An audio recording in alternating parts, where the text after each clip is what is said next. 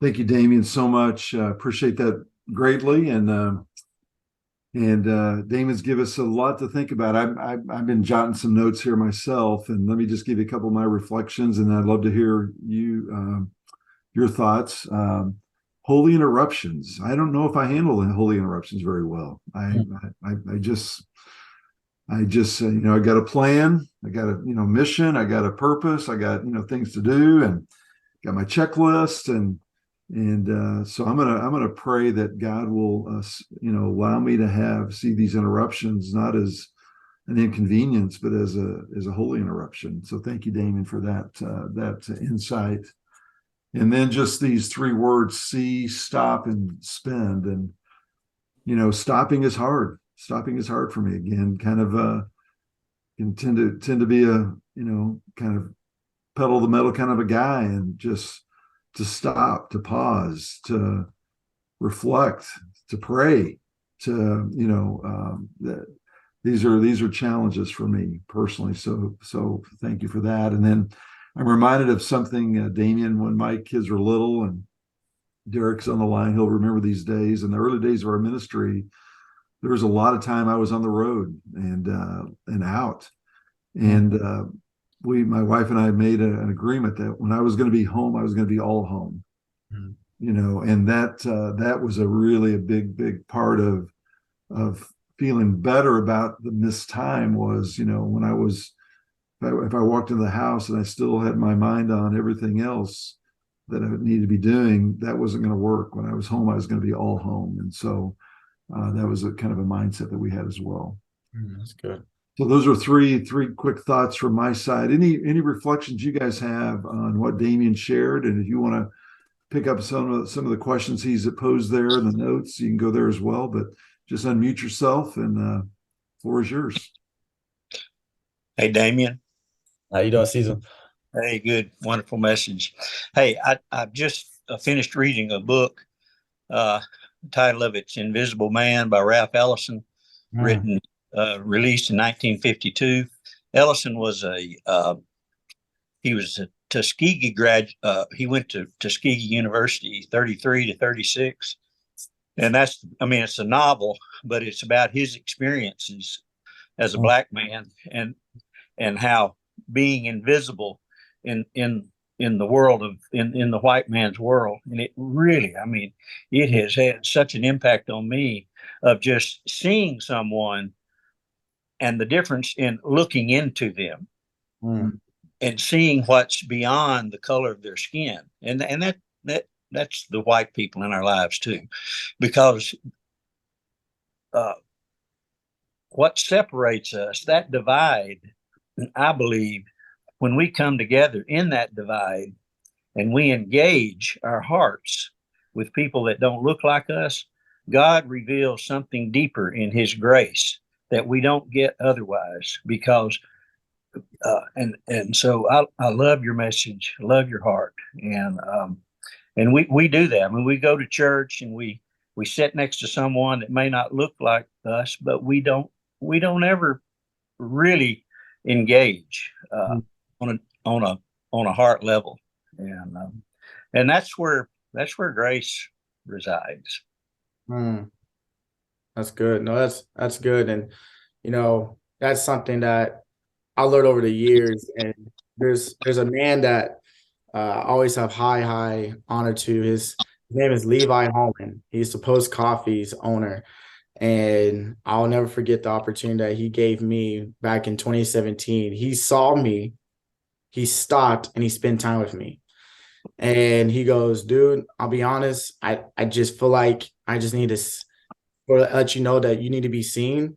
And I don't know how long you lived here in this community, and he didn't realize I only just moved in this community only 3-4 months ago from that moment. And for him, honestly, just being honest, I told him, for you to be a white man, to come up to me in a new community that's majority white, being honest, and then as an owner, and just say, hey, come back here, spend some time with me. It's been a 6-year ongoing relationship that's been rich, and just the opportunities that we had just to really bring unity and just racial healing in our community together, which has been awesome. So again, it was just the motive of his heart is seeing, stopping and spending time with someone and recognizing, hey, I want to know your culture. I want to know what you think, how you feel, what goes on in your mind, what things like that. So thanks for your heart and sharing that.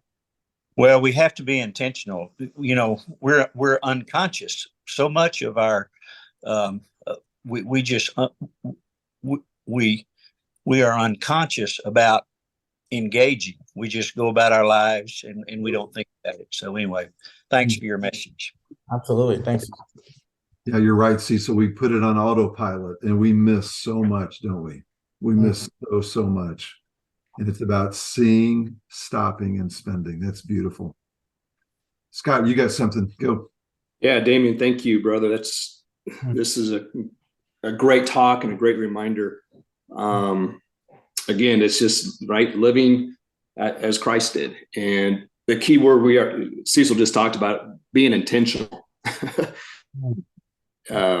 So for me, several years ago, I've shared this a lot of times, but in my field as a therapist, I did a lot of outpatient treatments for years. About 5 or 6 years ago, I switched to inpatient primarily. And so I've been able to do these things, see, stop, and spend time when I go into a patient's room. And most of my clientele is 50 and over. So that's where God has really placed on my heart that age group. And a lot of these people are physically not doing well, but my prayer is at the end of the day, God, just show me, the things that you see, the things that, like you say, that you feel, so I can sense that as well. So that's my prayer going to the start of my day. So whether it's my patients or my staff or coworkers, is being intentional about that. And so it's really changed my mindset as far as work goes, for sure. I mean, I'm there to provide the physical recovery, but it's beyond that. It's the spiritual, it's the emotional, it's speaking value to them, because so much of the time these are individuals that they're by themselves, right? They've lost a loved one, they've been a widower for a long time. They don't have a lot of extended families, so when they're in the midst of pain, I can come in and connect with them, and a lot of times I've been able to pray with them and just speak value into them. So for me, it's changing my mindset as far as the work goes. And so, but it's intentional, and ultimately it comes back to where's my heart to begin with. So I have to make sure my heart's right day in, day out, spending time with God before my day starts. So for me, that's been a huge blessing. The prayer time with these patients has been amazing. And so many times they go, thank you for praying with me. Thank you for just encouraging me. So anyway, that's what God's been working on my heart. But it takes intentionality. It's not just getting through the day, right? So thank you for this message. Thanks, God. Praise the Lord. Good. Other thoughts, other reflections on what Damion shared? Just unmute yourself and floor is yours. I love the question that you asked about, the inconvenience versus opportunities. I'm a very convenient person, and I love when things are convenient.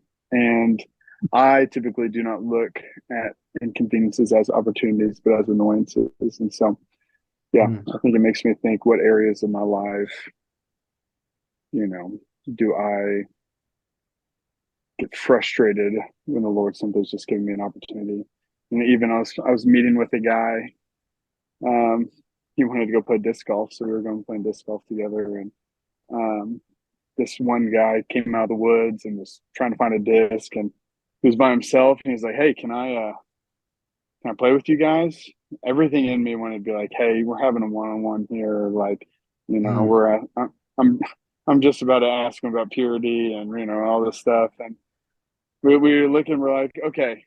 And man, this guy was as rough around the edges as they came. But we started asking questions, and he hated Jesus, but he started to share his story about how he was beat as a kid, how he was, and his parents said they were believers. And he only ended up playing with us a couple holes because I think he got tired of our questions. But man, my flesh did not want to take the opportunity, but I think he left thinking we were weird and thinking that our relationship with Jesus was different than his parents' relationship with Jesus. And so I'm thankful I took that opportunity, and I'm embarrassed to say everything in me wanted to tell him that we were busy. Thanks for sharing. Wow. And the neat thing about that story, Derek, and I had not heard that from you before, you planted a seed that day, and that's all you did, and it wasn't about converting him and changing him or trying to, but just seeing him, stopping, spending time. And we will never know this side of eternity what that conversation will do. You did what you're supposed to do that day. It's beautiful. It's good. Anybody else this morning?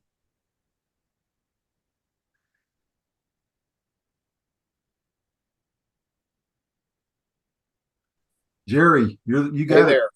Good morning. Thanks, Damion. You always hit a home run, and I don't know how you do that at age 27 or 28, but you're right on, man. God's really using you, and will continue to. I want to encourage you to keep the fight going, man. You're right on.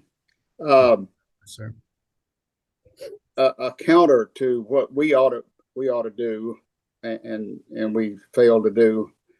I was at a seminar or speaking recently, and it was about the sexual trafficking, mainly among teens and young people, and mainly girls. The most vulnerable people are those who are lonely. And I just realized evil stops and does exactly what we say we ought to be doing. They stop, they spend time, they entice, they lean in, and they know how to do that. So evil is doing just the same things, those three things that you say we ought to be doing, except it's for bad. So we've got to counter that. We've got to look for people who are lonely. I've got to look for older people who are lonely. I was walking the dog the other day, and a house where a man usually sits out front and kind of welcoming, and I hadn't seen him all summer, and the glass door was the big door was open, and the glass door was. So I went up and punched the doorbell, and this feeble lady came, and I said, "Well, where's your husband? Haven't seen him lately." Well, he died back in February from COVID. And did I talk to him before he died about Christ? No, I didn't. I don't know if he was a believer or not. I kind of doubt it. But anyway, we older guys, there's a lot of lonely older people. And do we invite a group of them to our home regularly? In this beautiful weather, we got a great deck. Not really, not enough. And what's going on with them? But anyway, the counter initially, as I said, evil, they do stop and listen, and it's for bad, and we gotta be aware of that. Wow, You're so good, boy, and you nailed it. Evil preys on the three things that believers, that Jesus modeled, that we should be doing. And boy, someone gives them a little attention, guess what? They respond, don't they? They're right there. It's so good. It's so sad. What an indictment. What an indictment. Hey, Jim Mason, I see you got your hand up. Yes, I do. Damion, I think I sum this up with the two rules that I have for my life: love God and love people. Mhm. And the other thing is that people don't care how much you know until they know how much you care. Mhm. And in my job as a salesman, I'm retired now, but I used to make cold calls. I'd walk into small businesses and you'd be amazed. You meet people for the first time and they're having something going on in their life and they'll start talking to you about it. Hmm. And I would ask these people, is it okay if I pray with you? And not a single time did a person ever turn me down when I asked them if I could pray with them. Wow. And when I came back to see them, they were so happy to see me. And of course, they bought from me. You know, what can I say? We had built something, together, a relationship. And so thank you for this message today. I'm going to steal it and talk to some of my guys about it. But, appreciate you, man. Absolutely. Thank you. You can take it. It's all the Lord's. It ain't my words. It's the Lord's words. So use it as much as you want. Hey guys, what's really neat about Jim sharing is you're going to see Jim face to face next Wednesday.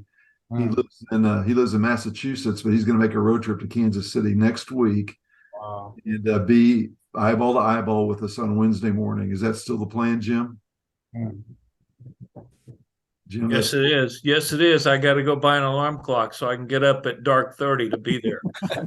I love it. I can't wait to see you, man, Jim. Thank you so much. All right. Anybody else this morning? Yeah. Thanks, Damion, for your message this morning. Appreciate it. So I'm thinking, stop, look up, and listen to God. Don't be distracted. Don't be preoccupied. Tune in. Psalm 46:10, be still and know that I'm God. And oftentimes when I was working, I'm retired now, I come home and I'd be preoccupied with work and I, wouldn't focus in with the kids like I should. So those are some thoughts that came to mind. Oh, it's so good. Oof. Lock in, tune in, focus. That's that intentionality. That's the message of today, guys, right here. Absolutely. And another story that I had was with my 5-year-old. Now she's in kindergarten and she's realizing she can't talk all day like she is at home, like she used to be at home. She's in school, and so she can't talk as much. And the first week of school was rough for us. I'll just be honest. Just her attitude, her behavior at home I literally looked at my wife and said, that is your daughter to this week. Like, I don't know what it happened to my daughter, but that's your daughter. But I remember one night she was just so restless and she was just screaming and crying. And to the point, I just had to pick her up and carry her to her room. And I finally got to her bed to calm down a little bit. And I said, just tell me what's going on. And that's when she proceeds and shares, I don't get to talk as much at school. We always have to be quiet. We only get to talk at recess. I want to talk. I want to have fun with my friends. But I know Miss G loves me and everything, and she's super nice. But I just want more opportunities for people just to listen to me for what I want to share. So I said, I'll spend some time with you this evening. How about you get to go to bed 30 more minutes later? And then this weekend, Daddy will take you on a date and we'll spend some time and I'll just listen to you. And from that moment, it literally and clicked in her mind. And she knew that I was all in that moment. And when I saw for what she needed at that time, that specific need, and just stopped and spent some quality time with her, everything else. And there's actually research. My wife, she makes sure Krista's really good at this. She'll send me different videos or snippets and stuff. But he says, for you, for grandparents, and Derek, for you, for Rowan, and your new one coming in February, they say when you spend 10 minutes of undivided attention, just 10 minutes fully focus in, that's equivalent to 3 to 4 hours with someone of a young age. You give them undivided attention for 10 minutes. it's equivalent for 3 to 4 hours at a time for that young person. And I see it, that if I have to go do my football chaplain, knowing I'm gonna be gone for the rest of the night for Friday, if I give my daughters 10 minutes, 10 to 15 minutes, every single time I walk in the door, bye, daddy, have fun. I hope you have a great night. Have fun at football. Is because they feel like they spent 3 to 4 hours with me because my full attention was with them for 10 to 15 minutes. That felt like 3 to 4 hours, how the brain is wired. So research, it's really, really cool. As grandparents, sometimes, yes, you got some grandkids that I can see Scott, I think on Tuesday mornings, or you say you always have your grandkids over and I can hear them and everything. And, you may have some things like, I just need a rest for a second. But if you just give them 10 minutes and just zoom in and focus on them, and you probably learned to catch now, like if I take this time before I just need a rest, then they're good for another couple of hours because they feel daddy sees me, papa sees me. They love me. They care about me. And now that 10 minutes, 15 minutes turns to 30 minutes. That 30 minutes turns to an hour. That hour turns to 2 hours. And then it turns into a longevity habit of your family is more important than your ministry. And that's the key itself that I'm starting to learn even more. That's even beautiful is that people's like, how many hours you work this week? I said, I don't have a time clock because my time clock is what the Lord has asked me to do specifically on each single day. That's the thing. We're always about quantity, not quality. It's the quality of ministry and the quality of time and being intentional with it that allows the quantity to take care of itself. If you can have quality work of 3 hours, that quantity can be 10 to 15, just as much as you put as much time into it and be endowed and focus in. And so I love what you said, Derek. And like you said, he may have walked away feeling like you guys were weird and not the same like his parents, but that's the key. I always told the youth students, be weird. Because if you act the same, you act normal, then you're acting like the world. And so that's something that I just love that you share that, because that's why I always tell students when I'm on the road or something. I said, I want people to say you're weird, because the thing is, you're going to be weird because we're aliens of this country, because we're citizens of heaven. We're ambassadors of heaven. And so that's something that you guys encourage me, you guys' stories. And like you said, Jeff, about stopping, not being distracted. It's a huge thing. Good. Anybody else want to add in? Jump in here. Well, Damion, to your point, Lexi just came in about 30 minutes ago, and so we've got her till 4:00, and it's been awesome for the last 2 years. Tuesdays, we've been taking care of her, Lori and I. So Lori and I have time together, but being able to be intentional with her has been a huge blessing. Wow. And we're loving it, and we have another one in about 2 weeks that's going to be coming into this world. Her baby sister, so we'll have another opportunity for another one. So you're true. It is very true. They just time, right? They want the time, and being intentional and listening. And as a grandparent, the beauty of it is we can take that time. When you're a parent, you got all these things you're doing, right? Derek, you're right in the middle of this, but that grandparent stage, it's like you can have the time to go and watch the bugs in the grass, or play with the rocks, whatever.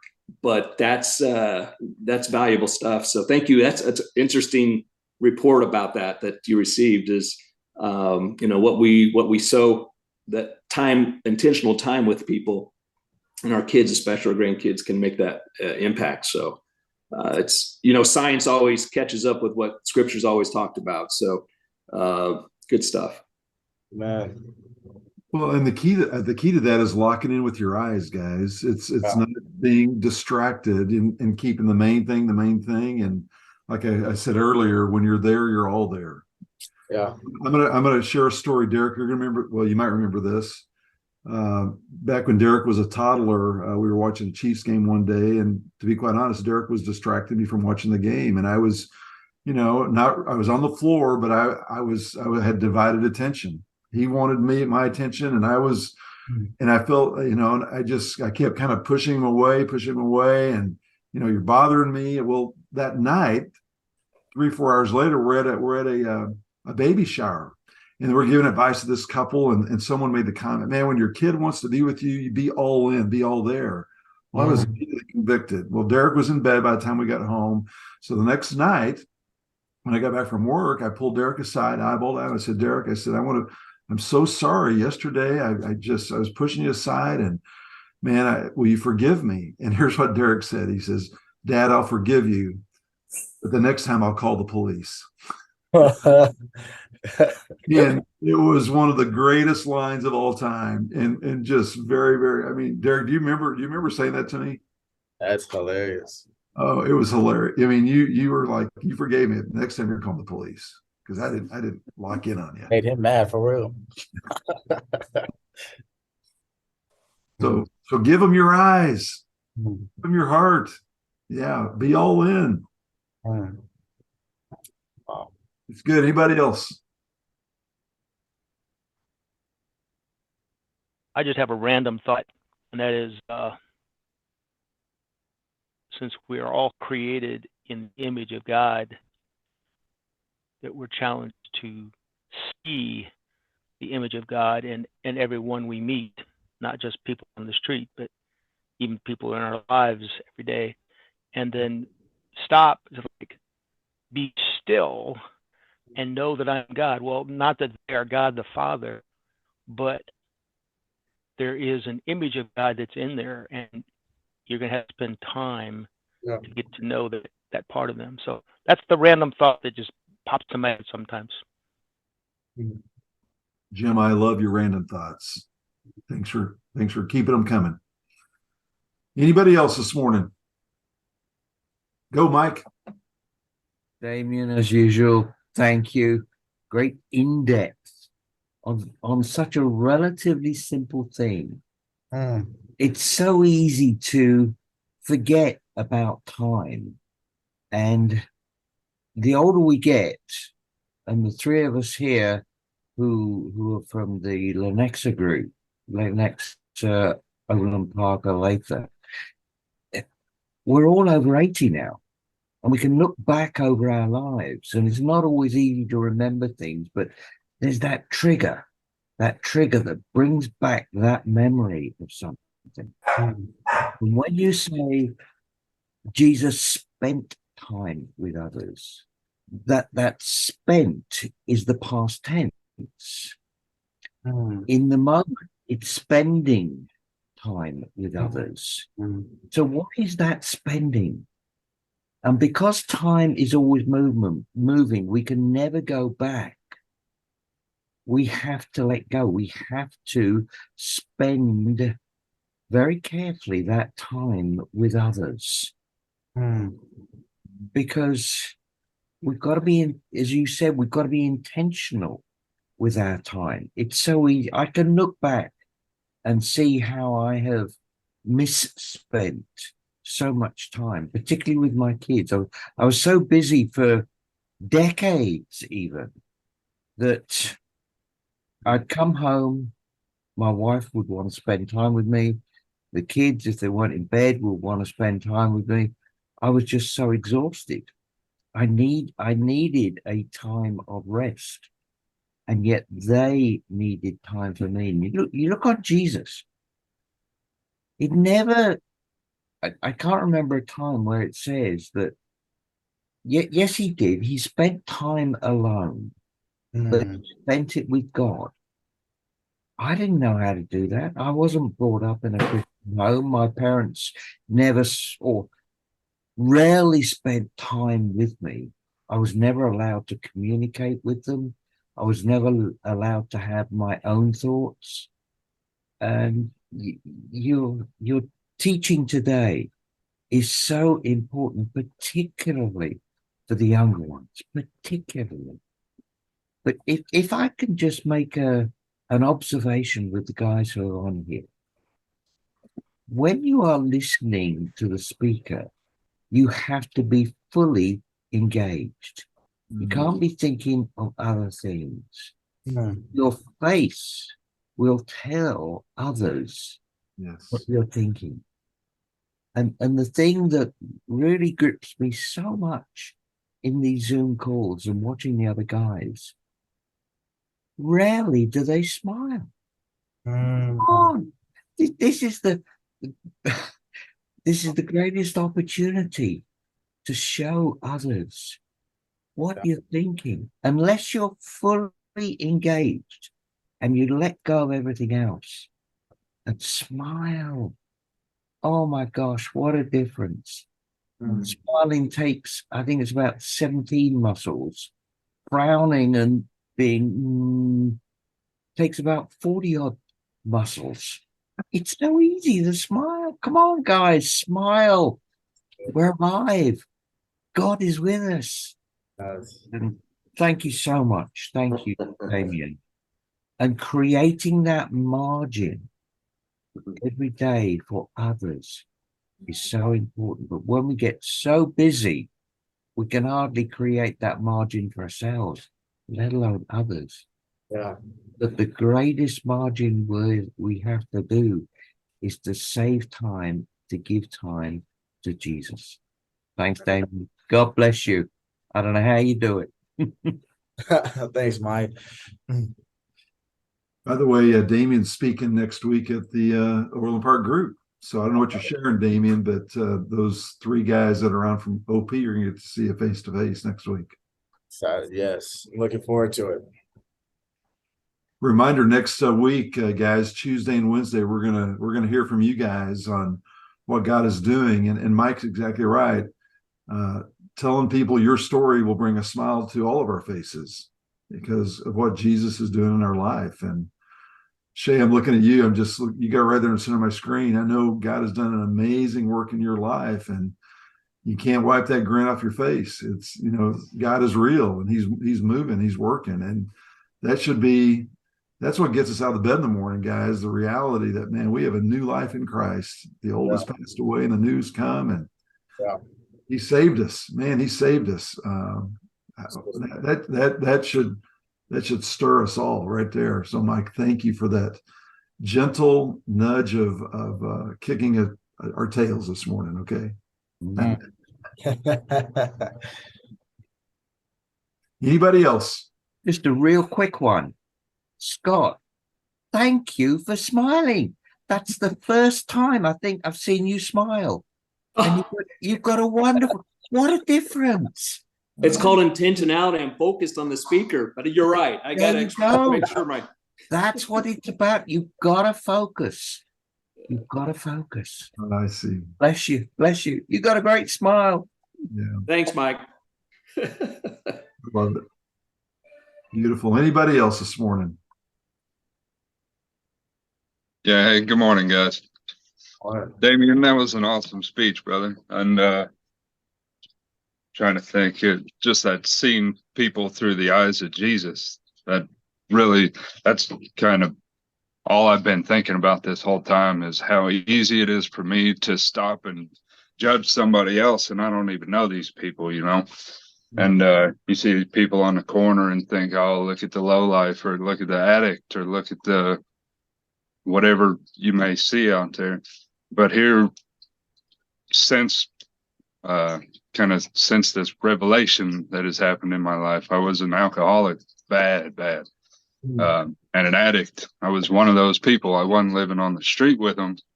I wasn't necessarily around them, but I was no better than them, and I'm still not. But here recently, kind of this part of town that I live in, they're everywhere, man. There's people that are struggling and having troubles, and I've never felt like I have any sort of like message for them. I'm no prophet. I can't go out. I can't testify to these people or nothing. But what I can do, and what I found really impactful, is just going out and being nice, frankly. You drive by them all the time to the point where you recognize these people. Oh, there's so-and-so on that corner again. There's this guy, there's that guy. But a couple weeks back, I work outside doing construction. And a couple weeks ago was that super, super hot week of like 110s, 115, 120, I think, on Monday, something like that. But after work, all I wanted to do was go home, take a shower, cool off, drink some water. And I just had this, for lack of a better word, like a nagging feeling, right? Like, hey, man, it's time to go do something. Time to be proactive, time to do. You've been so blessed in your life. Why don't you share that with somebody? And I couldn't, it just stuck in here, Oh. And I was like, okay, well, I'll tell you what, I'll just go to the store. I'll give up some of my time, right? I'll be inconvenienced because, and so I grabbed a cooler and some water, and all I did was just drive around looking for people that were hanging out. They were hot and just handing out waters. Wow. And just that one simple act, like I wasn't out trying to change the world or do nothing. I just wanted to show a little kindness and say, hey, I know I've been outside in it all day too. I feel you. Have some water, have some Gatorade here, pick whatever you want. And just the impact that this little act seemed to make on people, we'd stop and we'd talk, and they were so quick to want to talk about what was going on in their lives and just really wanted somebody to listen. And it was such a blessing for me to be able to look back and see that and realize, but by the grace of God, there am I. But also on the same note, now these people, like, they recognize me too. So instead of just driving by and saying, hey, there's that same person all the time, now they look and they see me as a smiling face and they'll wave and say hi. And they want to, if I park at the gas station, they come up, hey, Shay, how you been? What's going on, brother? Blah. It was just seeing people through the eyes of Jesus. And it's not easy, and I don't know nothing about it, but just trying to see people as something more than what's on the surface. It's amazing the kind of impact that such a small thing can make, not only on yourself, but on others too. Wow. So I appreciate that message. That was good. And it helped me kind of reflect on some of this stuff a little bit and remember, that's important. It's a lot. It's not about us. It's not about us. Thank you. What a great testimonial. It reminds me, Scott, right? And put you on the spot. Scott, tell the guys what you do, what you've got in your car when opportunities like that present themselves. What do you do? What do you got? Yeah. So a couple of years ago, Lori and I were talking about, because Damion brought it up earlier, like when we drive up to get off an exit ramp or at a stoplight, we've been seeing more and more people holding up signs, and we're like, instead of just giving them money, which that's not a bad thing, but at the same time, we're like, okay, what can we do that's tangible besides that? So we actually took gallon bags and we put socks in, we put multiple different items, food, we give chapstick, we give some wipes, things like that they could use. And so we just carry probably 5 or 6 of those in each of our cars. And when we see somebody we get off an exit and we pull up, we see someone, we hand those out. And it's not up to us what they're going to do with it, but we just felt obedient to follow through with that. So it's something a little tangible, but Shay, like you're talking about, it's been amazing. A lot of people have said thank you for that. And so that's just a little thing that we do, but it's something we've been doing for a couple of years now, and we really enjoy doing that. No, I love it. I absolutely love it. It's seeing people and then stopping and then spending time. Damion, great message, buddy. Great message. We're going to say goodbye. Thank you guys so much for being part of today. And so grateful for the connections and the time. Next week, we'll hear from you guys. So be prepared. Be prepared to share. Okay. God bless you. Hey, Mike, I'm going to be smiling all day long, bud. Thank you. I love it. Love it. Love it. Love it. Hey, Shay and Scott, I want to thank you guys for being such giving hands and feet of Jesus. You're a model for me. Thank you very much. You bet.